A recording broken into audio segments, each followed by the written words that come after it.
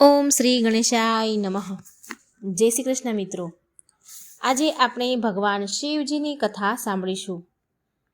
ઓમ નમઃ શિવાય. શિવ પુરાણ અનુસાર જે પણ ભક્ત આ કથાને પૂરી સાંભળે છે તે ઋણ, રોગ, દરિદ્રતાથી મુક્તિ મેળવી લે છે અને મનુષ્ય બળ, બુદ્ધિ અને ધન આરોગ્યની પ્રાપ્તિ કરે છે. તો મિત્રો, આ શિવજીની કથા છે, સોમવારની કથા છે અને સોમ પ્રદોષની કથા છે. પૂરા મનથી ધ્યાનથી સાંભળજો. વિડીયોને લાઈક કરજો, શેર કરજો અને કૃપા કરી મિત્રો આ ચેનલને સબસ્ક્રાઈબ કરવાનું બિલકુલ ન ભૂલશો. કોમેન્ટ બોક્સમાં શિવ પાર્વતીનું નામ લખીને ભક્તિ વ્યક્ત જરૂર કરજો અને ભગવાન શિવના આશીર્વાદ જરૂર મેળવજો. ભોળાનાથ અને માતા પાર્વતીની કૃપાથી બધાની જ મનોકામના પૂરી થાય એવી પ્રાર્થના સાથે હું આ કથા કહેવા જઈ રહી છું. તેરસની તિથિ હોય તેને પ્રદોષ વ્રત કહેવાય છે. આ દિવસે સંધ્યાના સમયે સમસ્ત દેવતા કૈલાસ પર્વત પર બિરાજમાન ભગવાન ભોળાનાથની વંદના અર્ચના કરે છે. સોમવારના દિવસે તેરસની તિથિ હોય તો તેને સોમ પ્રદોષ વ્રત કહેવાય છે. શિવજી શત્રુ નાશક દેવ છે. સમૃદ્ધિ, સફળતા અને ઐશ્વર્ય દેવાવાળા ભગવાન માનવામાં આવે છે. આ વ્રત કરનારા મનુષ્યને ધન, ધાન્ય અને સૌભાગ્ય, સફળતા પ્રાપ્ત થાય છે તથા ઘર પરિવારમાં ખુશીઓ આવે છે. અને આની કથા સાંભળવી એટલી જ પુણ્યશાળી છે જેટલું ગંગા, નર્મદા અને પવિત્ર નદીઓમાં સ્નાન કરવું. આ બધી નદીઓમાં સ્નાન કરવાથી જે પુણ્ય ફળ મળે છે એ આ કથા સાંભળવા માત્રથી મળે છે. પ્રિય ભક્તો, ભોળાનાથ માટે વિડીયોને લાઈક કરી કથાને જરૂર સાંભળજો. બ્રહ્માજી નારદજીને કહે છે, હે નારદ, તેરસમી તિથિમાં ચંદ્ર દિવસની સંધ્યાને પ્રદોષ કહેવાય છે. પ્રદોષ સમયે બધા દેવતા શિવજી પાસે રહે છે. આ સમયે ભગવાન શિવ તેમના રજત ભવન કૈલાસમાં નૃત્ય કરે છે અને દેવતા એમના ગુણગાન કરે છે. માટે અર્થ, ધર્મ, કામ અને મોક્ષ આ બધી ઈચ્છા રાખનાર મનુષ્યએ આ દિવસે પૂજા, જાપ, હોમ અને ભગવાન શિવની કથા જરૂર સાંભળવી જોઈએ. આ પ્રદોષ વ્રત એ પવિત્ર વેળા છે જે સંસાર સાગરમાં ડૂબી રહેલા લોકોને દરિદ્રતાના અંધકારમાંથી, પાપના ખાડામાંથી બહાર નીકાળે છે. જે લોકો દુઃખ, ભય અને શોકથી પરેશાન છે, જે બધા કષ્ટોના નાશકની કામના કરે છે, તેના માટે પ્રદોષના સમયે ભગવાન શિવની અને મા પાર્વતીની પૂજા કરવી એક કલ્યાણનો માર્ગ છે. શિવ પૂજાથી મનુષ્ય ધન, ધાન્યથી પરિપૂર્ણ થાય છે. તો આ કથાને પૂરી સાંભળજો. આ કથા આ પ્રકારે છે. બહુ સમય પહેલાંની વાત છે. ચંદ્રપુર નામના ગામમાં એક પ્રસિદ્ધ શેઠ રહેતા હતા. તેમનું નામ હતું ભિખારીદાસ. નામ ભલે ભિખારીદાસ હતા, પણ હતા બહુ જ ધનવાન. નગરભરમાં તેનો વેપાર ખૂબ હતો. વેપારની ચર્ચા થતી હતી. તેની પાસે ધન, સંપત્તિ, નોકર, ચાકર, હવેલી બધું જ હતું. પણ જેટલા કંજૂસ અને કઠોર હૃદયવાળા ભિખારી દાસ હતા, તેટલી જ દયાળુ, ભક્તિવાન અને કરુણામય તેની પત્ની ધર્માદેવી હતા. ધર્માદેવી રોજ બ્રહ્મ મુહૂર્તમાં ઉઠી ગંગા નદીમાં જઈને સ્નાન કરે અને પછી ઘરમાં આવીને શિવલિંગ પર ગંગાજળ, દૂધ, બીલીપત્ર અને ફૂલોથી અભિષેક કરે. વિશેષ કરી સોમ પ્રદોષના દિવસે શિવ પાર્વતીનું ધ્યાન કરે, ઉપવાસ કરે, ભોગ લગાવે અને સાંજના સમયે અન્ન જળ ગ્રહણ કરે. તેની ભક્તિ એટલી ગાઢ હતી કે તેના તપથી પૂરા ઘરમાં સુખ શાંતિ બની રહેતી હતી. શેઠનો વેપાર તો દિવસે બમણો અને રાતે 4 ગણો પ્રગતિ કરતો હતો. પરંતુ એક દિવસ શેઠ ભિખારીદાસને મનમાં અહંકાર આવી ગયો. શેઠ વિચારવા લાગ્યા કે આ મારી પત્ની રોજ સવારે ઉઠીને શિવજી પર જળ અર્પણ કરે, ઉપવાસ કરે, ઘંટડી વગાડે. આખરે આનાથી શું થવાનું? જો ઘરમાં સુખ છે, સંપત્તિ છે, શાંતિ છે ને, તો મારી મહેનતથી છે, ભગવાનની કૃપાથી નહીં. શેઠને ધર્માદેવીની પૂજા ભક્તિ વ્યર્થ લાગવા લાગી અને એક દિવસ તેમણે નક્કી કરી લીધું કે આજે જોઉં છું કે જો શિવલિંગ જ નહીં રહે તો મારી પત્ની કેવી રીતે પૂજા કરશે. બીજા દિવસે 13ની તિથિ એટલે કે પ્રદોષનું વ્રત હતું. ધર્માદેવીનું પ્રિય સોમ પ્રદોષનું વ્રત હતું. જેવા ધર્માદેવી ગંગાજીના કિનારે ગંગાજી નદીમાં સ્નાન કરવા માટે ગયા તો પાછળથી શેઠજીએ શિવલિંગને એક કપડામાં લપેટ્યું અને બગીચામાં એક ખૂણામાં માટીમાં દબાવી દીધું. પછી કપાટ બંધ કરી દીધા અને આરામથી બેઠક રૂમમાં બેસી ગયા. પછી ધર્માદેવી ગંગા સ્નાન કરી ઘરે પાછા આવ્યા અને મંદિરમાં જાય છે તો જુએ છે કે ત્યાં તો શિવલિંગ જ નથી. ધર્માદેવીનો ચહેરો તો ફિક્કો પડી ગયો, શ્વાસ રોકાઈ ગયો. તેમની આંખોમાં આંસુ આવવા લાગ્યા, ફૂટીને રડવા લાગ્યા. અને રડતા રડતા ધર્માદેવી બોલે છે, આજે તો મારે વ્રત છે, તમે ક્યાં જતા રહ્યા પ્રભુ? તમારી પૂજા વિના મારું વ્રત અધૂરું રહી જશે. ધર્માદેવીએ શેઠને શિવલિંગ વિશે પૂછ્યું તો શેઠે અજાણ્યું બનવાનું નાટક કર્યું, અજાણ થયા અને બોલ્યા, મને શું ખબર તારું શિવલિંગ? મંદિર તારું, ભગવાન તારા, તું જાણે. ધર્માદેવીએ ઘરના નોકરો સાથે મળીને શિવલિંગને શોધવાની ખૂબ કોશિશ કરી, પણ કંઈ ખબર ન પડી. એ દિવસે તેમણે વ્રત કર્યું હતું. ધર્માદેવીને વ્રત હતું તો એ ભોગ પણ ન ચડાવી શક્યા. અન્ન જળ પણ તેમણે ગ્રહણ ન કર્યું. આખો દિવસ રડતા રહ્યા અને રાત્રે શિવજીના ચરણોમાં પડતા કહે છે, હે નાથ, દેવાધિદેવ મહાદેવ, લાગે છે કે તમે મારાથી રૂષ્ટ થઈ ગયા છો, નારાજ થઈ ગયા છો. જો મારાથી કંઈ અપરાધ થઈ ગયો હોય તો પ્રભુ મને ક્ષમા કરો. જ્યાં સુધી તમે મને દર્શન નહીં આપો, હું અન્ન જળ ગ્રહણ નહીં કરું.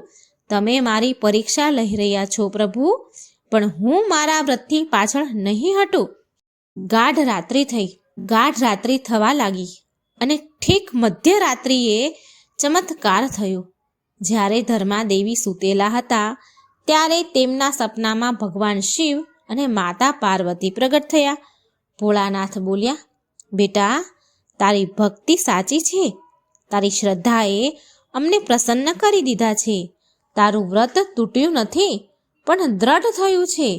હવે તું થોડા સમય માટે અમારા લોકમાં વિશ્રામ કર. ઉચિત સમય આવ્યા બાદ તને તારા પતિ સાથે પાછી મોકલી દેવામાં આવશે. આટલું કહીને ભગવાન શિવે ત્રિશૂલથી આકાશમાં એક સંકેત કર્યું અને ધર્માદેવીને પલંગ સહિત અદૃશ્ય કરી દીધા. જ્યારે ધર્માદેવીની આંખો ખુલી તો એમણે જોયું કે એ એક સુંદર સુવર્ણના મહેલમાં છે. ચારેય બાજુ ફૂલોની સુગંધ, મધુર સંગીત અને દાસીઓ એની સેવામાં લાગી રહી છે. થોડી વારમાં માતા પાર્વતી એમની પાસે આવ્યા અને ધર્માદેવીને બોલ્યા, બેટા, થોડા સમય માટે તું અમારી પાસે રહે. તારો ત્યાગ અને તપથી અમે પ્રસન્ન થયા છીએ. તારા ઘરનું સંકટ પણ કપાઈ જશે. તારા પતિને જ્ઞાનની પ્રાપ્તિ થશે. પછી તું તારી જગ્યાએ પાછી ચાલી જજે. આ બાજુ ચંદ્રપુરમાં શેઠના જીવનમાં ભયાનક વિપત્તિઓ આવી. વેપારમાં ભારે નુકસાન થયું. ઘરમાં ચોરી થઈ ગઈ. નોકર ચાકર ઘર છોડીને ચાલ્યા ગયા. શેઠને રોગે ઘેરી લીધો. ઘર સુમસાન થવા લાગ્યું. શેઠને એની ભૂલનો બરાબર પછતાવો થવા લાગ્યો અને તે દિવસે રાતે ધર્માદેવીને યાદ કરતા અને શિવજીને પ્રાર્થના કરવા લાગ્યા. અને શેઠ ભગવાનને કહે છે, હે પ્રભુ, હું અજ્ઞાની હતો. મારી પત્નીની ભક્તિ સાચી હતી. તમારા પ્રત્યે મેં જ એની પૂજામાં વિઘ્ન નાખ્યું છે. કૃપા કરી મારી ભૂલ માફ કરો અને મારી પત્નીને પાછી મોકલો. મારી પત્ની મને પાછી આપી દો. એક દિવસ શેઠ બગીચામાં બેઠા હતા અને શિવજીને મનમાં ને મનમાં આમ પ્રાર્થના કરી રહ્યા હતા.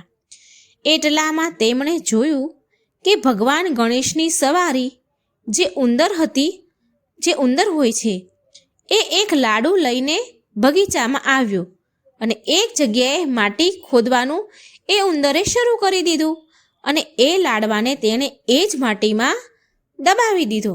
શેઠની તો આંખો ખુલ્લી રહી ગઈ. શેઠે ખુલ્લી આંખે આ સપનું જોઈ રહ્યા હોય એવું એમને લાગ્યું. પછી શેઠ દોડીને એ સ્થાન પર ગયા અને ત્યાં જમીન ખોદી જ્યાં ઉંદરે ખોદીને જ્યાં લાડુ દબાયો હતો. તો શેઠે ત્યાં જમીન ખોદી તો જોયું કે કપડામાં લપેટાયેલું એ શિવલિંગ મળ્યું, જે તેમણે પોતે સંતાડ્યું હતું. અને પછી તે ભૂલી ગયા હતા. તેના શરીરમાંથી પરસેવો છૂટવા લાગ્યો, આંખમાંથી આંસુ વહેવા લાગ્યા. તેણે એ જ ક્ષણે શિવલિંગને ગંગાજળથી ધોઈને મંદિરમાં સ્થાપિત કરી અને પૂજા કરી. થોડા સમય બાદ એક દિવસ એક મંદિરમાં બેઠા જ હતા કે ધર્માદેવી પ્રગટ થયા. ધર્માદેવીને સામે જોઈને શેઠની તો આંખો ભરાઈ ગઈ. ધર્માદેવીને શેઠ બહુ પ્રેમપૂર્વક કહે છે, મને ક્ષમા કરી દે, મારાથી બહુ મોટી ભૂલ થઈ ગઈ છે, બહુ મોટો અપરાધ થઈ ગયો છે. હવે હું તારી સાથે મળીને શિવલિંગની પૂજા કરીશ. પછી ધર્માદેવી હસ્યા અને બોલ્યા કે ભોળાનાથની કૃપાથી જ આ બધું થયું છે. એમણે મને દર્શન આપ્યા અને તમને સદબુદ્ધિ આપી. હવે આપણે બંને પ્રદેશનું વ્રત મળીને કરીશું. એ દિવસે શેઠ ભિખારીદાસ તેની પત્ની ધર્માદેવી સાથે પ્રદોષનું વ્રત કરવાનું શરૂ કરી દે છે. વિશેષ રૂપથી સોમ પ્રદોષના દિવસે એક નિષ્ઠાથી ઓમ નમઃ શિવાયના જાપ કરે. આનાથી એના જીવનમાં ફરી સમૃદ્ધિ આવી, વ્યાપાર વધ્યો અને ઘરમાં સુખ શાંતિ આવી. પ્રિય ભક્તો, શ્રદ્ધા અને સાચી ભક્તિ ક્યારેય વ્યર્થ નથી જતી. શિવજી અને માતા પાર્વતીની સાચા મનથી પૂજા ભક્તિ કરવાથી ભગવાન તેના ભક્તોની રક્ષા જરૂર કરે છે. જે સોમ પ્રદોષનું વ્રત કરે છે તેના જીવનમાં સુખ શાંતિ આવે છે અને તેનું લગ્ન જીવન બહુ ખુશહાલ રહે છે. ઘરમાં ધન વૈભવ અને સંતોષનું આગમન થાય છે. સૌથી મોટી વાત, અહંકારનો ત્યાગ કરી ભક્તિ સ્વીકારવાથી ભગવાન સ્વયં કૃપા કરે છે આપણા પર. તો પ્રેમથી બોલો ઓમ નમઃ શિવાય. ઓમ નમઃ પાર્વતી પતે હર હર મહાદેવ. શ્રી શિવાય નમસ્તુભ્યમ. જે કોઈ ભગવાન શિવની કથા મહાત્મય પ્રેમ ભાવથી સાંભળે છે એ ભગવાન શિવના ધામમાં જાય છે. અને સૌથી પહેલાં પ્રદોષ વ્રત કોણે કર્યું હતું? તો એ દુર્લભ કથા તમે સાંભળો. આ પ્રકારે છે. એક દિવસ ચંદ્રદેવ વિચરણ કરવા નીકળ્યા હતા. ત્યારે તેમની નજર રોહિણી પર પડી. રોહિણીને જોતાં જ ચંદ્રમાનું મન રોહિણી પર આસક્ત થઈ ગયું. બીજી બાજુ ચંદ્રમાના તેજવશ અને સુંદરતા જોઈ ત્યાં ઊભેલી રાજા દક્ષની 27 કન્યાનું મન પણ ચંદ્રમા પર આવી ગયું. જ્યારે ચંદ્રદેવને પણ આ વાતનું જ્ઞાન થયું કે રોહિણી અને અન્ય બહેનો એના પ્રેમમાં આસક્ત થઈ ગઈ છે, તો ચંદ્રદેવે વાટ જોયા વગર મોડું કર્યા વિના રાજા દક્ષ પાસે ગયા અને તેની 27 કન્યાના વિવાહનો પ્રસ્તાવ તેમની સામે મૂક્યો. રાજા દક્ષ આ જોઈ આશ્ચર્યચકિત રહી ગયા. પરંતુ જ્યારે દક્ષ રાજાને તેની પુત્રીઓની ઈચ્છા ચંદ્રમા સાથે વિવાહ કરવાની છે એવી જાણ થઈ, તો દશરથ રાજાએ પણ હા કહી દીધી. દક્ષ રાજાએ પણ હા કહી દીધી. ત્યારબાદ ચંદ્રદેવના વિવાહ દક્ષ રાજાની 27 પુત્રીઓ સાથે વિવાહ સંસ્કાર કરવામાં આવ્યા. ત્યાર પછી 27 પુત્રીઓ ચંદ્રદેવની સાથે ચંદ્રલોક ચાલી ગઈ. ચંદ્રદેવ રાજા દક્ષની 27 કન્યાઓમાંથી સૌથી મોટી પુત્રી રોહિણીને સૌથી વધારે પ્રેમ કરતા હતા. આ કારણે ચંદ્રદેવ સૌથી વધારે સમય રોહિણી સાથે વિતાવતા અને બધા કાર્યમાં સૌથી વધારે મહત્વ એ રોહિણીને આપતા. ચંદ્રદેવ દ્વારા રોહિણીને આપવા માટે વિશેષ સ્નેહ ચંદ્રદેવ દ્વારા રોહિણીને આપવામાં આવતો વિશેષ સ્નેહથી તેમની બાકીની પત્નીઓ પોતાનો મજાક એટલે કે ઉપેક્ષિત થાય છે એવું સમજવા લાગી. તેની ઉપેક્ષા કરવામાં આવે છે એવું એમને મનમાં થયું અને આ ઉપેક્ષા દિવસે ને દિવસે વધતી ગઈ. રોહિણીની બાકી બધી બહેનોને એનાથી ઈર્ષા થવા લાગી. ચંદ્રમા દ્વારા કરવામાં આવતો આ વ્યવહાર એમનાથી સહન ન થયો અને એ ફરી તેના પિતા રાજા દક્ષ પાસે ચાલી ગઈ. રાજા દક્ષ તેની બધી પુત્રીઓના અચાનક આગમનથી ચોંકી ગયા અને તેના આવવાનું કારણ પૂછ્યું, તો એ બધી કન્યાએ એના પિતાને બધી જ વાત કહી દીધી. ચંદ્રમાનું આવું વર્તન પણ કહી દીધું અને આનું સમાધાન નીકાળવા માટે કહ્યું. એટલે પોતાની પુત્રીની વ્યથા અને ચંદ્રમાનો આવો દુર્વ્યવહાર કરે છે એ સાંભળી દક્ષ પણ બહુ દુઃખી થયા અને ચંદ્રમા સાથે ભેટ કરી અને શાંતિપૂર્વક કહ્યું કે હે કલાનિધિ, તમે નિર્મળ અને પવિત્ર કુળમાં જન્મ લીધો છે, છતાંય તમે તમારી પત્નીઓ સાથે ભેદભાવપૂર્ણ વ્યવહાર કરો છો. તમારા આશ્રયે રહેનારી જેટલી પણ સ્ત્રીઓ છે તેના પ્રત્યે તમારા મનમાં પ્રેમ ઓછો અને વધારે છે. આવો સાવકો વ્યવહાર કેમ? તમે આવો વ્યવહાર કેમ કરો છો? તમે કોઈને વધારે પ્રેમ કરો છો, કોઈને ઓછો પ્રેમ કરો છો. આવું કેમ કરો છો? અત્યાર સુધી જે વ્યવહાર કર્યો છે તે ઠીક નથી કર્યું તમે. હવે પછી આગળ આવો વ્યવહાર તમારે ન કરવો જોઈએ. જે વ્યક્તિ આત્મજનોનો સાથે વિષમતાપૂર્વક વ્યવહાર કરે છે તેને નરકમાં જવું પડે છે. આ પ્રકારે પ્રજાપતિ દક્ષે તેના જમાઈ ચંદ્રમાને પ્રેમપૂર્વક સમજાવ્યું કે ચંદ્રમાની અંદર સુધારો આવી જાય એમ વિચાર્યું અને પછી દક્ષ રાજા પાછા આવી ગયા. આટલું બધું સમજાવ્યા છતાં પણ ચંદ્રમાએ તેમના સસરા દક્ષ પ્રજાપતિની વાત ન માની અને રોહિણી પ્રત્યે અતિશય પ્રેમમાં આસક્ત થવાના કારણે તેમણે તેના કર્તવ્યની અવહેલના કરી તથા તેમની અન્ય પત્નીઓનો પણ ખ્યાલ ન રાખ્યો. એ બધાથી ઉદાસ રહેતા હતા.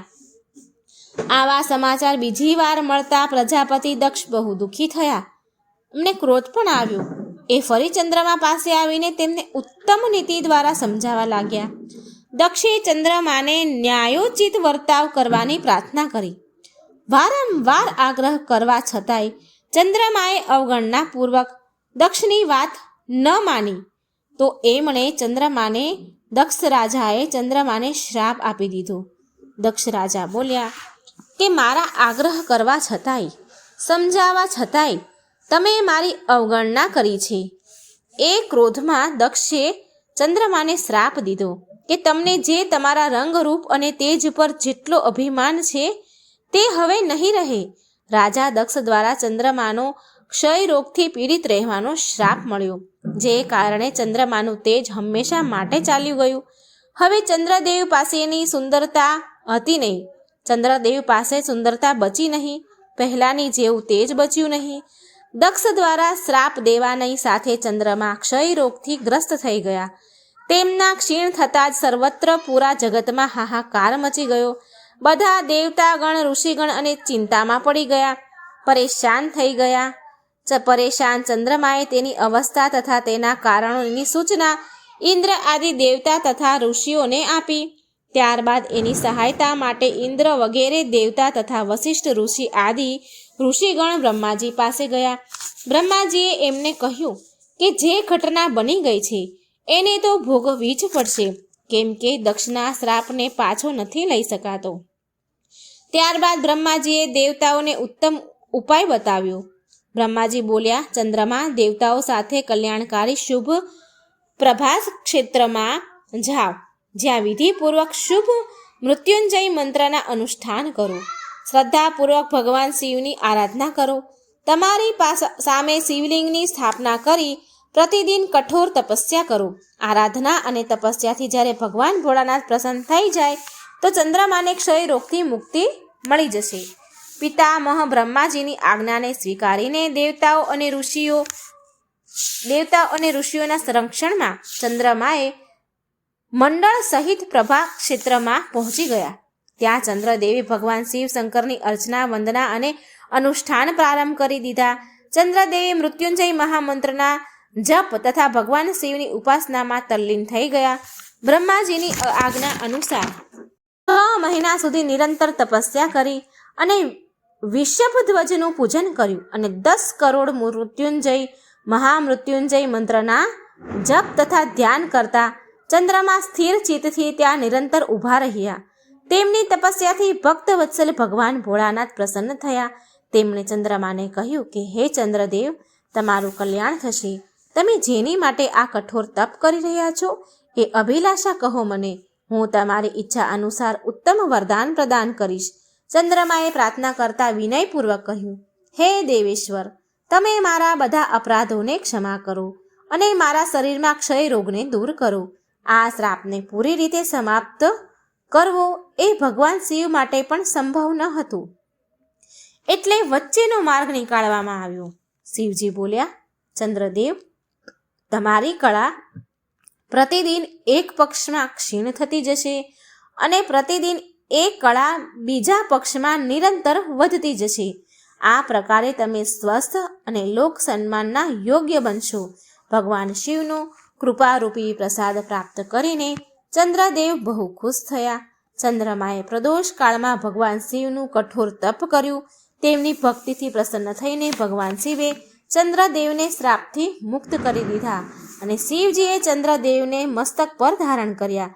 ત્યારબાદ ચંદ્રમાની કળા ફરીથી વધવા લાગી અને પૂર્ણિમા પર એ પૂરી કળાથી ખીલે છે, પૂર્ણ રૂપમાં આવે છે. તો પ્રેમથી બોલો હર હર મહાદેવ. આ સોમવારની શિવજીની સોમ પ્રદોષની કથા હતી મિત્રો. જો તમને વિડીયો સારો લાગે તો લાઇક શેર કરી ચેનલને સબસ્ક્રાઈબ જરૂર કરજો. બોલવામાં મારાથી કંઈ ભૂલ થઈ હોય તો ક્ષમા યાચના કરું છું. હવે સાંભળશો બધા જ સુખ આપનારી તથા દરિદ્રને પણ ધનવાન કરનારી ભગવાન શિવની દુર્લભ કથા. શિવ પુરાણમાં આ કથાનું વર્ણન કરવામાં આવ્યું છે. તો શિવ પુરાણની કથા અનુસાર એકવાર વાસ્કલ નામના ગામમાં બિંદુ નામનો બ્રાહ્મણ રહેતો હતો. એ બહુ જ દૂર આત્મા અને મહાપાપી હતો, પણ તેની સ્ત્રી બહુ સુંદર હતી. પણ એ તો કુમાર્ગ પર જ ચાલતો હતો. એ બ્રાહ્મણ તો કુમાર્ગ પર જ ચાલતો. તેની પત્નીનું નામ ચંચુલા હતું. એ સદાય ધર્મના પાલનમાં લાગી રહેલી હતી, ધર્મનું પાલન કરતી હતી. આવી રીતે કુકર્મમાં લાગેલા એ બ્રાહ્મણ સાથે ચંચુલાને બહુ જ વર્ષો વીતી ગયા. તેના ધર્મના નષ્ટ થવાના ડરથી ક્યારેય એના ધર્મથી વિચલિત ન થઈ. પણ તેનો પતિ તો દુરાચારી હતો, માટે દુરાચારી પતિના આચરણથી તે સમય જતાં પ્રભાવિત થઈ અને તેની પતિની જેમ જ તે ચંચુલા પણ દુરાચારી પાપી બની ગઈ. બહુ સમય વીતી ગયા પછી એ દૂષિત થઈ ગઈ. દુષ્ટ બુદ્ધિવાળો બ્રાહ્મણ સમય અનુસાર કાળચક્ર ફરતા મૃત્યુને પ્રાપ્ત થયો અને નરકમાં ગયો. અને બહુ દિવસો સુધી એ બ્રાહ્મણે નરકના દુઃખો ભોગવીને એક ભયંકર પિશાચ બની ગયો. બીજી તરફ એ દુરાચારી પતિના મૃત્યુ પછી ચંચુલા બહુ સમય સુધી તેના પુત્રો સાથે તેના ઘરમાં રહેવા લાગી. પરંતુ એક દિવસ એવું બન્યું કે એના ભાઈ બંધુ સાથે તેણે એક તીર્થયાત્રામાં જવાનું થયું. એક તીર્થ ક્ષેત્રમાં તે ચાલી એના ભાઈ બંધુઓ સાથે. તીર્થયાત્રામાં એણે તીર્થના જળમાં સ્નાન કર્યું. તેના ભાઈઓ સાથે આમ તેમ ફરવા લાગી. ત્યાં એણે એક દેવ મંદિરમાં એક બ્રાહ્મણને ભગવાન શિવની પરમ પવિત્ર પૌરાણિક કથા કહેતા જોયા. પ્રિય ભક્તો, એ બ્રાહ્મણ એવું કહી રહ્યા હતા કે જે સ્ત્રીઓ પર પુરુષ સાથે વ્યાભિચાર કરે છે તો યમરાજાના દૂત તેને બહુ પીડા, બહુ કષ્ટ આપે છે. હવે આ સાંભળીને ચંચુલા તો ભયથી ડરના મારે ધ્રુજવા લાગી. તેણે વિચાર કર્યો કે તેણે તેના પતિ સાથે બહુ પાપ કર્યા છે તો તેને પણ એ પાપના દંડ ભોગવવા પડશે. ત્યાર પછી તેને ચેન ન પડ્યું. એ વિચલિત થવા લાગી અને એણે ચંચુલાએ એ બ્રાહ્મણને વિનંતી કરી કે હે બ્રાહ્મણ દેવ, મારા પર તમે કૃપા કરો અને મારો ઉદ્ધાર કરો. હું તમારા પ્રવચન સાંભળીને ડરથી ધ્રુજી રહી છું, કાપી રહી છું અને આ સંસારથી મને વૈરાગ્ય થઈ રહ્યું છે. મેં જીવનભર દુરાચારી કરી છે. ન જાણે મારે મર્યા પછી કેવી કેવી ઘોર યાતનાઓ નરકમાં સહવી પડશે. કોણ મારો સાથ આપશે? યમરાજાના એ ભયંકર દૂતોને હું કેવી રીતે જોઈ શકીશ? કેવી રીતે એમનો સામનો કરી શકીશ? હે પ્રભુ, તમે મારું કલ્યાણ કરો. હે બ્રાહ્મણ દેવ, મારો ઉદ્ધાર કરો. ચંચુલાના આ વચન સાંભળીને બ્રાહ્મણ બોલ્યા, હે ચંચુલા, આ તો બહુ સૌભાગ્યની વાત છે કે ભગવાન શંકરની કૃપાથી શિવ પુરાણની કથાથી તમારું મન સમય પહેલા જ સાવધાન થઈ ગયું. પછી આ પછતાવો જ પાપ કરનારા પાપીઓ માટે સૌથી મોટું પ્રાયશ્ચિત છે. સાધુ સંતોએ પણ પછતાવાને સમસ્ત પાપોનો નાશ કરનાર કહ્યું છે. પછતાવાથી પાપોની શુદ્ધિ થઈ જાય છે. જે પછતાય છે એ સમસ્ત ભયથી મુક્ત થઈ જાય છે, નિર્ભય થઈ જાય છે. માટે હે બ્રાહ્મણ પત્ની, તમે એ બધા વિષયોથી તમારા મનને દૂર કરો અને ભક્તિ ભાવથી ભગવાન શિવની પાવન કથા સાંભળો. આ કથાને સાંભળવાથી તમારા ચિત્તની શુદ્ધિ થશે અને તમારા જીવને મોક્ષની પ્રાપ્તિ થશે. આવું સાંભળ્યા પછી ચંચુલાએ શિવ પુરાણની કથા સાંભળવા માટેની ઈચ્છા વ્યક્ત કરી. ઈચ્છાથી મનમાં એ બ્રાહ્મણની સેવા કરવાનો સંકલ્પ કર્યો અને એની સાથે જ એ રહેવા લાગી. ત્યાર પછી એ શુદ્ધ બુદ્ધિવાળા બ્રાહ્મણ ચંચુલાને સમસ્ત શિવ પુરાણની કથા સંભળાવે છે. ત્યાર પછી સમયનું ચક્ર પૂરું થયું, એનું નિર્ધારિત આયુષ્ય પૂરું થયું અને પછી ભક્તિ જ્ઞાન વૈરાગ્યથી યુક્ત થઈને ચંચુલાએ તેના શરીરને કોઈ પણ પીડા વગર છોડી દીધું. એને મરણ સમયે કોઈ દુઃખ કોઈ પીડા ન થઈ અને એનું શરીર છોડી દીધું. જેવું શરીર ત્યાગ્યું તો ચંચુલાને લેવા માટે ભગવાન શિવનું દિવ્ય વિમાન ત્યાં આવી ગયું અને ભગવાન શંકરના ગણોએ ચંચુલાને એ દિવ્ય વિમાનમાં બેસાડીને શિવલોક લઈ ગયા. એ દિવ્ય રૂપી ધારિણી દિવ્યાંગા બની ગઈ. ચંચુલા દિવ્યાંગન બની ચૂકી હતી. ચંચુલાએ ત્યાં સાક્ષાત ભગવાન શંકરને જોયા, જેના 5 મુખ હતા અને બધા જ મુખમાં તેમણે 3 આંખો હતી. તેના મસ્તક પર ચંદ્રમા શોભી રહ્યા હતા અને તેણે એમની જમણી બાજુ માતા પાર્વતીને બેસાડ્યા હતા. તેમનું શરીર ભસ્મથી ભરેલું હતું. એમના આખા શરીરે ભસ્મ લાગેલી હતી. શરીર પર શ્વેત વસ્ત્ર શોભા આપી રહ્યા હતા. આ પ્રકારે પરમ ઉજ્જવળ ભગવાન શિવના દર્શન કર્યા પછી તે બ્રાહ્મણ પત્ની બહુ પ્રસન્ન થઈ. તેણે મહાદેવ અને માતા પાર્વતીને પ્રણામ કર્યા અને એની આંખોમાંથી આંસુઓની ધારા વહેવા લાગી. માતા પાર્વતી અને ભગવાન શિવે કરુણાથી ચંચુલાને તેની પાસે બોલાવી તેની સામે જોયું અને માતા પાર્વતીએ ચંચુલાને પ્રેમપૂર્વક તેની સખી સહેલી બનાવી લીધી. એકવાર પ્રેમથી બોલો, જય ભોલાનાથ, જય મા પાર્વતી. હે ભોળાનાથ, તમારી આ કથા સંભળાવનાર, આ કથાનો પ્રચાર કરનાર ને તમારા ઉપર કૃપા દ્રષ્ટિ રાખજો. સૌનું રક્ષણ કરજો, સૌનું કલ્યાણ કરજો. જય શ્રી કૃષ્ણ. રાધે રાધે. ઓમ નમઃ શિવાય. તો આવો મિત્રો, પૂરી શ્રદ્ધા ભાવથી પ્રસન્ન ચિત્તમનથી સોમવારની કથા સાંભળીએ. એક સમયની વાત છે. એક નગરમાં સૌથી વૈભવશાળી રાજ્યના ધનરાજ નામનું એક વ્યક્તિ રહેતો હતો.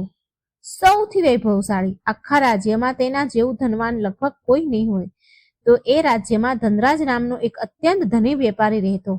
તેનો વેપાર દૂર દૂરના દેશો સુધી ફેલાયેલો હતો. સોના ચાંદીના સિક્કાના ખડખડાટ અવાજ તેના કાનમાં દિવસ રાત ગુંજતા હતા. પણ અરે રે, દુર્ભાગ્યથી તેના હૃદયનું આંગણું એટલું જ સૂનું વીરાન હતું જેટલો તેનો ખજાનો ભર્યો હતો. ચારેય બાજુ ભૌતિક સુખ સુવિધાનો અંબાડ હતો. નોકર ચાકરોની તો ફોજ હતી. સમાજમાં માન સન્માન પણ બહુ હતું. પણ એક અજીબ ઉદાસી, ખાલીપણું હતું તેના મનમાં. તેને લાગતું હતું કે જાણે તેની આત્મા અંધારાના કૂવામાં પડી ગઈ હોય, જ્યાં બહારની ચમક રોશની તેના મન સુધી પહોંચી જ નથી શકતી. તે શેઠે કદાચ સમાજમાં તેની પ્રતિષ્ઠાને વધારવા માટે, ચમકાવવા માટે તેણે દરેક સોમવારે ભગવાન શિવનું વ્રત રાખવાનું શરૂ કરી દીધું હતું. પણ આ વ્રત કેવું હતું? અરે, આ ભક્તિ નહીં, પરંતુ ભક્તિનું ઢોંગ હતું. એક એવી ભક્તિ અને અભિનય કે તેમાં શ્રદ્ધા તો કણ માત્ર પણ ન હતી. સોમવારની સવારે જ્યારે નગરના ભક્તજનો સાચી આસ્થાથી, શ્રદ્ધાથી શિવજીના મંદિરે જાય તો ધનરાજ તેના પૂજા પક્ષમાં બેસતો. ચારે બાજુ ફૂલોની મનમોહક સુગંધ ફેલાયેલી હતી. ચંદનની ધીમી ધીમી સુગંધ વાતાવરણમાં ભળી રહી હતી. ચાંદીના પાત્રમાં મેવા અને ફળ સજાયેલા હતા. પણ ધનરાજનું મન તો ઓહોહો, આગળના દિવસે વ્યાપારી સાથે થનારા નફા અને નુકસાનમાં જ હોય એ મંત્રોનું ઉચ્ચારણ તો કરતો હતો, પરંતુ તેના હોઠ તો લેશ માત્ર હલે કે જેમ કે કોઈ મશીન બોલતું હોય. તેની નજર તો શિવલિંગ પર હોય, પણ તેની આંખોમાં દુનિયાનો હિસાબ કિતાબ ફરતો રહે. અને ધનરાજ એમ વિચારતો કે બધા મને જોઈ રહ્યા છે કે હું કેટલો મોટો ભક્ત છું ભગવાનનો. કે લોકો મારી ધર્મપરાયણના ઉદાહરણ આપશે. આનાથી મારા વેપારિક સંબંધ વધારે મજબૂત થશે. તો ક્યારેક ક્યારેક તેને પોતાના પર જ દયા આવી જતી કે શું આ જ જીવન છે? શું આ દેખાડાની દુનિયા માટે મારો જન્મ થયો છે? પણ આ વિચાર માત્ર પળવાર જ નો જ હોય. હવાની જેમ આવે અને ચાલ્યો પણ જાય, અને પછી એ ફરી એની ભૂમિકા નિભાવવામાં લાગી જાય. વ્રતના નામ પર એ અન્નનો ત્યાગ તો કરતો, પણ એનું મન ચટાકેદાર ભોજનની કલ્પનામાં ડૂબેલું રહે. સાંજે જ્યારે એ મંદિરે જાય તો એની સાથે નાની એવી એક નોકરની સેના પણ જાય હોય. કોઈના હાથમાં ચાંદીના થાળમાં પ્રસાદ લીધેલો હોય, તો કોઈના હાથમાં ફળ અને મેવા હોય. એ મંદિરની સીડીઓ પર બેસેલો ભિખારીઓને દાન આપતો પણ હોય, પણ તેની આંખમાં જરા પર કરુણા દયા ભાવ ન હોય. ધનરાજની ઉદારતાનું પ્રદર્શન કરવાનો ભાવ હતો. પૂજારી ધનરાજ શેઠની આરતી ઉતારે અને વિશેષ સન્માન આપે. ધનરાજનો અહંકાર વધતો જતો હતો. લાગતું હતું એને એવું લાગે કે મેં તો ભગવાનને પણ ખરીદી લીધા છે. મનમાં આટલો બધો અહમ અને અહંકાર! કેટલો મોટો ભ્રમ હતો એનો! આ કેટલી ઊંડી ઉદાસી છુપી હતી આ ખોટા સંતોષ નીચે! એને ક્યારે એ અહેસાસ જ ન થયો કે જે ભગવાનને પ્રસન્ન કરવાનું નાટક કરી રહ્યો છે એ તો અંતર્યામી છે. એ મનના ભાવને બરાબર ઓળખે છે, મનના ભાવને સ્વીકારે છે, બહારના દેખાવોને નહીં. ધનરાજ શેઠની આત્મા હંમેશા કહેતી કે કોઈ તો મને આ જૂઠમાંથી બહાર નીકાળે, કોઈ તો હોય જે મને સાચો રસ્તો બતાવે. પણ એની પોતાની અહંકારના લોભની બનાવેલી દિવાલમાં તેની આત્માનો અવાજ દબાઈ જતો. દિવસ વીતતા ગયા, સોમવાર જતા ગયા, અને ધનરાજનું આ દેખાડાનું વ્રત એક નિરાશા બોજરૂપી પરંપરા બની ગયું, જેને તે ઉપાડી રહ્યો હતો. ના કોઈ આનંદ અને ના કોઈ શાંતિ મળે મનને. તેની નિરાશા ઊંડી ને ઊંડી થતી જતી હતી. તેના ચહેરાની રોનક દેખાવાની બનાવટી હસી પાછળ છુપાવા લાગી. તેના આત્મામાં અંધારું વધતું જ ગયું. પછી એક રાત એવી આવી કે એક રાતે ઘનઘોર ધોધમાર વરસાદ વરસી રહ્યો હતો. વાદળો વીજળી ગરજી રહ્યા હતા, વીજળી ચમકી રહી હતી. માનો કે પ્રકૃતિ પણ ધનરાજની આત્માની અશાંતિનો સાથ આપી રહી હોય. ધનરાજને ઊંઘ આવતી ન હતી. તે તેની રેશમી પથારીમાં પડખા ફરી રહ્યો હતો. તેનું મન અશાંત હતું. અતિથિની યાદો, વ્યાપારની ચિંતા, અતીત જે વીત્યું છે એની યાદો, નફા નુકસાનની અને વ્યાપારની ચિંતા, અને એક ન કહેલો અપરાધ જે એને મનમાં થતું હતું એનો એને સ્વીકાર ન કરે, એટલે એને એક ન કહેલો અપરાધનો બોધ તેનાથી ઘેરાયેલો હતો. ન જાણે પછી તેની આંખ ક્યારે વીંચાઈ ગઈ. આ એક ઊંઘ નહીં, પણ એક બેભાન અવસ્થા હતી, જ્યાં ધનરાજે પોતાને એવી જગ્યા પર જોયો જ્યાં તો ના ધરતી હતી કે ના આકાશ હતું. ઊંઘમાં ધનરાજ આ બધું સ્વપ્નમાં જોઈ રહ્યો છે કે જ્યાં એ એવી જગ્યા પર ઊભો છે ત્યાં નથી ધરતી કે નથી આકાશ, બસ ચારે બાજુ એક પ્રકાશ ફેલાયેલો હતો. સામે એક વિશાળ શાંત સરોવર હતું, જેનું જળ અરીસાની જેમ સ્થિર હતું, અને એ સરોવરના કિનારે કૈલાસપતિ ભગવાન ભોળાનાથ બિરાજમાન હતા. તેમનું રૂપ સૌમ્ય હતું, અને તેની આંખોમાં એક ઊંડી ઉદાસી ઝલકી રહી હતી. એક એવી ઉદાસી જે બ્રહ્માંડના બધા દુઃખને તેની આંખમાં સમાઈ હોય. ધનરાજ આ જોઈને હાકડો બાકડો રહી ગયો. એના હાથ ધ્રુજવા લાગ્યા. હાથ એની મેતે જોડાઈ ગયા, જેમ કે એ પગે લાગતો હોય. એ કંઈ કહેવા માંગતો હતો, પણ શબ્દ તેની પાસે હતા નહીં. મોંમાંથી શબ્દ ન નીકળે. ભગવાન શિવ શાંત પણ ભેદતી નજરથી ધનરાજ સામે એમણે જોયું. તેમનો અવાજ મેઘરાજાની ગર્જના જેવો ગંભીર, પણ તેમાં ક્રોધ નહોતો. એક અસીમ પીડાનો ભાવ હતો ભગવાન શિવની આંખોમાં, એના ચહેરા ઉપર. શિવજી બોલ્યા, ધનરાજ. આ સાંભળીને ધનરાજનું તો પૂરું શરીર ધ્રુજવા લાગ્યું. શિવજી કહે છે, પુત્ર, તું અહીં કેવી રીતે આવ્યો?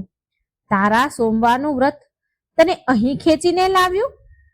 ધનરાજ તો કઈ બોલી જ ન શક્યો અને માથું શરમથી ઝૂકી ગયું.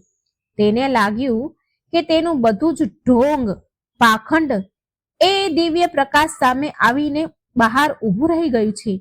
શિવજીના ચહેરા પર એક હળવી હસી આવી અને બોલ્યા કે ધનરાજ, તું સાચુમાં મનથી વ્રત કરે છે કે પછી માત્ર વ્રતનું નાટક કરી રહ્યો છે? શું તારું મન મારા ચરણોમાં હોય છે, પછી આગલા દિવસે થનારા વ્યાપારમાં હોય છે? તારું મન મારી પૂજા પાઠમાં હોય છે ખરી? બસ, તારું મન તો વ્યાપારમાં જ હોય છે. શિવજીએ તેનો હાથ એક આગળ વધાર્યો. શિવજીએ જ્યાં હાથ લાંબો કર્યો એવામાં તો સરોવરનું જળ હિલોળા લેવા લાગ્યું. એ જળમાં ધનરાજને તેનું પ્રતિબિંબ દેખાવા લાગ્યું. પ્રતિબિંબ કેવું કે તેનો ભૂતકાળ, જે કંઈ એણે કર્યું છું, ઢોંગ રચ્યો હતો, જે પણ એ કરતો હતો, તે બધું જ એને એ સરોવરના જળમાં દેખાવા લાગ્યું. કે એ મંદિરમાં બેઠેલો હોવા છતાં તેનું મન ક્યાંક બીજે ભટકી રહ્યું છે. ભિખારીને દાન આપતા સમયે તેના ચહેરા પર ઘૃણા છે, નફરતનો ભાવ હતો. પૂજા કરતા સમયે તેના મનમાં અહંકાર વધતો જાય છે. એક દ્રશ્ય ધનરાજની સામે આવવા લાગ્યું. દરેક પાખંડ, તેની ખોટી ભક્તિ, એનું ખોખલું જીવન સાક્ષી હતું. શિવજી બોલ્યા, જો ધનરાજ, આ છે તારી ભક્તિ, તારી સચ્ચાઈ. શિવજીના અવાજમાં હજી પણ ગંભીરતા હતી. શિવજી કહે છે, આ છે તારું વ્રત. શું ધનરાજ, તને લાગે છે કે હું આ સુકાયેલા ફૂલોથી,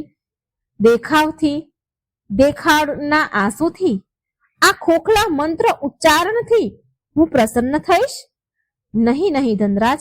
અરે, હું તો ભાવનો ભૂખ્યો છું, ભાવનો તરસ્યો છું. તારી મિલકત, તારો વૈભવ, તારું સામાજિક સન્માન, આ બધું જ મારા માટે નિરર્થક છે. એટલે કે તારા હૃદયમાં સાચી શ્રદ્ધાનું એક કણ પણ નથી.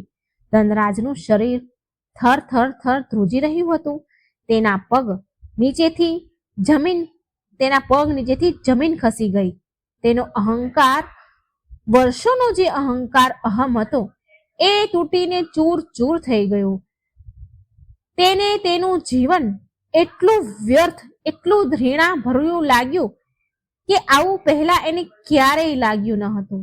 શિવજી કહે છે ધનરાજને, તું વિચારે છે કે તું મને દગો આપી રહ્યો છે?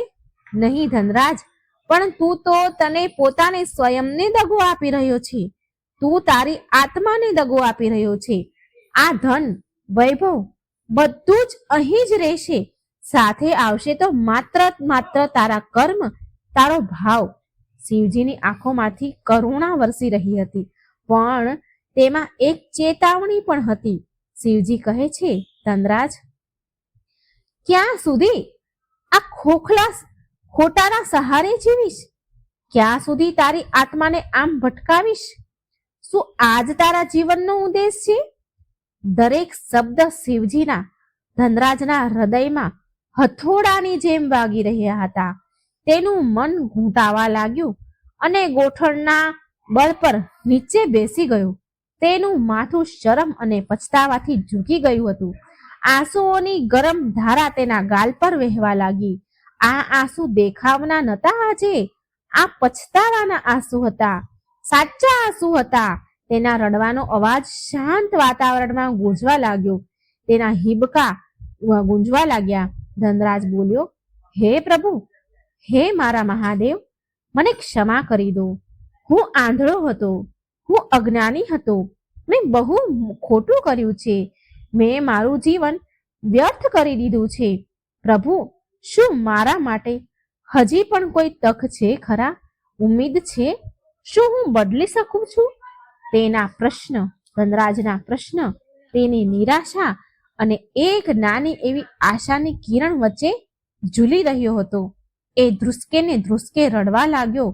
તેને તેનું આખું જીવન, તેની બધી ધન સંપત્તિ અને તેનું બધું માન સન્માન એને નકામું લાગવા લાગ્યું. તેને પહેલી વાર એની આત્માની શૂન્યપણું અને ભયાનક ગરીબીનો અનુભવ થયો. એ ધનવાન હોવા છતાં પણ કેટલો નિર્ધન હતો. આટલો સન્માનિત વ્યક્તિ હોવા છતાં પણ કેટલો અપમાનિત હતો.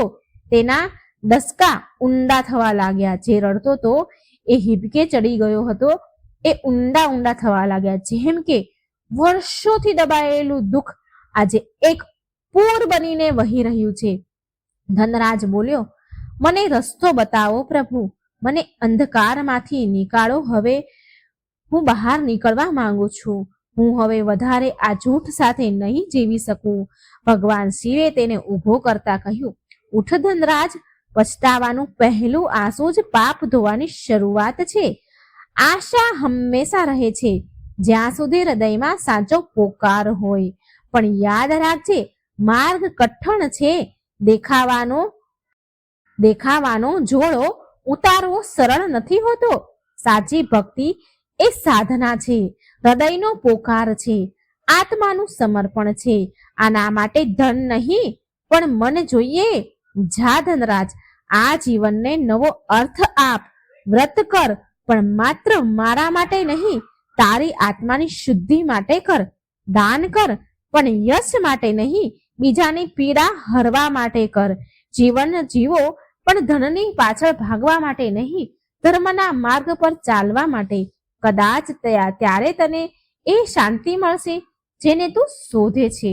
શિવજીની છબી ધીરે ધીરે એ પ્રકાશમાં વિલીન થવા લાગી. પણ શિવજીના અંતિમ શબ્દ ધનરાજના કાનમાં ગુંજવા લાગ્યા કે શાંતિ જેની તને શોધ છે. અને પછી ધનરાજની તો આંખ ખુલી. પહેલી સવારનું ધુમ્મસ રૂમમાં ફેલાઈ રહ્યું હતું. વરસાદ થંભી ગયો હતો, પણ ધનરાજનું શરીર પરસેવાથી રેબઝેબ હતું અને તેનો તકિયો તેના આંસુઓથી પલળી ગયો હતો. સપનું એટલું વાસ્તવિક હતું, એટલું હચમચાવી દેવું હતું કે તેને લાગ્યું કે તે હજી હાલ પણ એ અનોખા પ્રકાશમાં ઊભો છે શિવજી સામે. ભગવાન શિવની ઉદાસી પણ કરુણ ભરી આંખો તેને જોઈ રહી છે. તેના કાનમાં હજી પણ શિવજીના શબ્દ ગુંજી રહ્યા છે કે તું પોતાને સ્વયંને દગો આપી રહ્યો છે. હું તો ભાવનાનો ભૂખ્યો છું. આશા હંમેશા રહે છે. ધનરાજ પથારીમાંથી ઊભો થઈને બેસી ગયો. તેનું માથું ભારે થઈ ગયું હતું. હૃદયમાં અજીબ પીડા અને શાંતિનું મિશ્રણ હતું. પીડા તેના વર્ષોના પાખંડની હતી અને વ્યર્થ જીવનની હતી, અને શાંતિ એ અહેસાસની હતી કે તેને એક દિશા મળી, એક સચ્ચો રસ્તો મળ્યો, એક અવસર મળ્યો છે. પહેલી વાર તેને તેના ભવ્ય મોટા રૂમની દિવાલો કરડવા દોડી રહી હતી. તેની રેશમી પથારી કાંટાની સૈયા લાગી રહી હતી. તેની આંખોની સામે વારંવાર સરોવરના પાણીમાં દેખાતું પોતાનું ધૃણાભર્યું છલ કપટ વાળું પ્રતિબિંબ એને દેખાઈ રહ્યું હતું. મનમાં ધનરાજ વિચારે છે કે હે ભગવાન, હું કેટલો આંધળો હતો, કેટલો નીચે પડેલો હતો. આમ વિચારીને તેની આંખોમાંથી આંસુ નીકળવા લાગ્યા. આ આંસુ પછતાવાના હતા, પણ તેમાં અત્યારે નિરાશા ન હતી. એક સંકલ્પ હતો. તે દિવસથી ધનરાજ બદલાઈ ગયો. હા, એ રાતોરાત સંત ન બન્યો, પણ પરિવર્તન ધીરે ધીરે આવ્યું ખરી. જેમ સવારનું અંજવાળું ધીરે ધીરે રાતના અંધારાને મટાડે છે, તેમ પહેલો સોમવાર આવ્યો અને એ દિવસે તેને ત્યારે કોઈ નોકરને ન બોલાવ્યા, ન કોઈ પૂજાની વિશેષ તૈયારી કરવાનો આદેશ આપ્યો. સવારમાં ઉઠીને સાધારણ કપડાં પહેરીને ચૂપચાપ એક નજીકના નાના એવા સાધારણ શિવજીના મંદિર તરફ ચાલી નીકળ્યો. એ મંદિર કે જ્યાં તે ક્યારેય જતો ન હતો, ક્યારેય એની સામું પણ નહોતું જોયું, એની સામે ક્યારેય ગયો ન હતો, કેમ કે ત્યાં એને શાન પ્રમાણેના પૂજારી ન હતા. ત્યાં ધનરાજને જોવા માટેની ભીડ ન હતી, માટે ધનરાજ એ મંદિર સામું ક્યારેય જોયું પણ ન હતું. હવે ધનરાજ આ મંદિરે આવ્યો છે. ત્યાં અમુક ગણ્યા ગાંઠિયા લોકો હતા જે સાચી શ્રદ્ધાથી પૂજા અર્ચના કરી રહ્યા હતા. ધનરાજ ચૂપચાપ એક ખૂણામાં ઊભો રહી ગયો. તે દિવસે તેણે કોઈ મોટો ચડાવો પણ ન ચડાવ્યો. બસ હાથ જોડીને, આંખો બંધ કરીને ત્યાં ઊભો રહી ગયો. પણ આજે તેના મનમાં વેપારનો કોઈ હિસાબ કિતાબ ન હતો અને તેના મનમાં લોકોની પ્રશંસા સાંભળવાની લાલસા પણ ન હતી. તેના મનમાં માત્ર એક જ ભાવ હતો, પછતાવો. ધનરાજને શિવજીનો ઉદાસ ચહેરો યાદ આવી રહ્યો હતો. તેમના શબ્દ યાદ આવી રહ્યા હતા. તેની આંખો ફરીથી ભરાઈ ગઈ. પણ આ વખતે તે રડ્યો નહીં. તેણે માત્ર મનમાં ને મનમાં પ્રાર્થના કરી કે હે પ્રભુ, હે શિવજી, મને શક્તિ આપો, મને સાચો ભક્ત બનાવવાની શક્તિ આપો, મને સાચો ભક્ત બનાવો, મારા પાપને માફ કરો, મારા ગુનાહ માફ કરો. એણે પૂરો દિવસ વ્રત કર્યું, પણ આજે તેને ભૂખ કે સ્વાદિષ્ટ ભોજનની કલ્પના પરેશાન કરી રહી ન હતી. તેનું મન શાંત હતું, પણ એક ઊંડી ઉદાસી હજી પણ એની સાથે હતી, અને એ હતી તેના અતીત એટલે કે તેના ભૂતકાળમાં કરેલા કર્મની ઉદાસી. સાંજે તેણે એટલે કે ધનરાજે જાતે જ સાધારણ ભોજન બનાવ્યું અને વ્રત ખોલ્યું, ભોજન કર્યું. તેને એ રૂખું સૂખું ભોજન પણ આજે અમૃત જેવું લાગી રહ્યું હતું, કેમ કે તેમાં કોઈ દેખાડો ન હતો, એક સચ્ચાઈ હતી. ધીરે ધીરે લોકોએ ધનરાજમાં બદલાવ જોયો. પહેલા તો લોકોને વિશ્વાસ જ ન થયો કે અરે, ધનરાજ શેઠ અને આ નાના મંદિરમાં જરૂર કોઈ નવો દેખાડો હશે. લોકો આપસમાં ગપસપ કરવા લાગ્યા, પણ ધનરાજે કોઈની પરવાહ ન કરી અને એ ચૂપચાપ દરેક સોમવારે આવે, પૂજા કરે અને ચાલ્યો જાય. તેણે મોટા મોટા દાન દેવાનું બંધ કરી દીધું, પણ તે હવે ગુપ્ત રીતે જરૂરતમંદની મદદ કરવા લાગ્યો. કોઈને બતાવ્યા વગર અને ના કોઈને યશની કામના કર્યા વગર તેનો વેપાર કરવા લાગ્યો. તેના વેપાર કરવાની રીતમાં પણ બદલાવ આવ્યો. હવે એ માત્ર નફા પાછળ ભાગતો ન હતો, તેણે સચ્ચાઈ અને ઈમાનદારીને અપનાવી લીધી હતી. ઘણા વર્ષો જૂના મિત્ર તેનાથી દૂર થઈ ગયા, ઘણાએ તેની મજાક પણ ઉડાડી, પણ ધનરાજ એના માર્ગ પર અડગ જ રહ્યો. તેનું જીવન પહેલા કરતા આરામદાયક ન હતું, સંઘર્ષ વધી ગયો હતો, પણ એના ચહેરા પર એક અજીબ શાંતિ અને સંતોષ ઝલકવા લાગ્યો હતો. એ ઉદાસી જે પહેલા એના મનમાં બોજ બનીને રહેતી હતી, એ હજી પણ હતી, પણ હવે તેને કચોડતી ન હતી, પણ એક માર્ગદર્શનની જેમ સાચા માર્ગ પર ચાલવાની પ્રેરણા આપતી હતી. તેને અહેસાસ થઈ ગયો કે સાચી ભક્તિ બહારના આડંબરોમાં નહીં, પણ મનની પવિત્રતા, કર્મોના સુચિતા અને હૃદયની કરુણામાં છે. ધનરાજનું હૃદય પરિવર્તન થઈ ગયું હતું. સપનામાં દેખાયેલા શિવજીનો ઉદાસ નેત્ર તેને બહુ વાર યાદ આવી રહ્યા હતા, પણ એ ચહેરામાં તેને હવે ફટકાર નહીં, પણ મૌન સ્વીકૃતિ અને આશીર્વાદનો ભાવ દેખાતો હતો. ધનરાજ જાણી ગયો હતો કે સાચી સંપત્તિ સોનું ચાંદી નથી, પણ મનની શાંતિમાં છે અને આત્માના સંતોષમાં છે. અને આ સંપત્તિને હવે ધીરે ધીરે ધનરાજને મળવા લાગી હતી. ઉદાસી સાથે સહી પણ મળી રહી હતી. સાચી શ્રદ્ધાના કઠણ માર્ગ પર ચાલતા ચાલતા તેનું જીવન બદલાઈ ગયું હતું, કેમ કે તેણે પોતાને બદલી નાખ્યો હતો. અને આ બદલાવ આવ્યો એક સપનાથી. એ સપનામાં દેખાયેલા ભગવાન શિવની ગંભીર અર્થપૂર્ણ ઉદાસીએ. હા, તેનું જીવન બદલી ગયું હતું, પણ એ રાતની ગ્લાની, પછતાવો, એ સપનાની ઉદાસી એક મીઠા દર્દ, પીડાની જેમ હંમેશા તેની સાથે રહેતી હતી. એને આગળ સારા કર્મ કરવા માટે પ્રેરિત કરતી હતી. તેને એ યાદ અપાવતું હતું કે એ ક્યાંથી આવ્યો હતો અને હવે એને ક્યાં જવાનું છે. એ સાચી શીખ એને મળી ગઈ. તો મિત્રો, સોમવારની આ કથા અહીં સમાપ્ત થાય છે. હું પ્રાર્થના કરું છું ભગવાન શિવને કે ભગવાન શિવની કૃપા હંમેશા તમારા ઉપર રહે, તમારા જીવનમાં સદાય સુખ અને સમૃદ્ધિ અને સકારાત્મક ઉર્જાનો સંચાર થતો રહે. આ સોમવારનો વિશેષ દિવસ ના માત્ર ભક્તિભાવથી ભરે છે, પરંતુ આપણા જીવનમાં એકતા, પ્રેમ અને આસ્થાનો સંદેશ પણ લઈને આવે છે. આ પાવન કથાને સાંભળવા માટે હૃદયથી ધન્યવાદ. તો મિત્રો, તમે ખૂબ સુંદર કથા સાંભળી. મને આશા છે તમને આ કથા ગમી હશે. આપણું જીવન પણ મિત્રો કંઈક આવું જ હોય છે. પણ ભગવાન તો ભલે ખોટા હોય તો ખોટા, પણ ભગવાનનું જો વ્રત કરીએ છીએ ને, ભગવાન આપણને સાચો માર્ગ અવશ્ય બતાવે છે. ઘણીવાર આપણે સાચા ખોટાનું ભાન નથી હોતું, તો ભગવાન આપણને સાચો માર્ગ જરૂર બતાવે છે.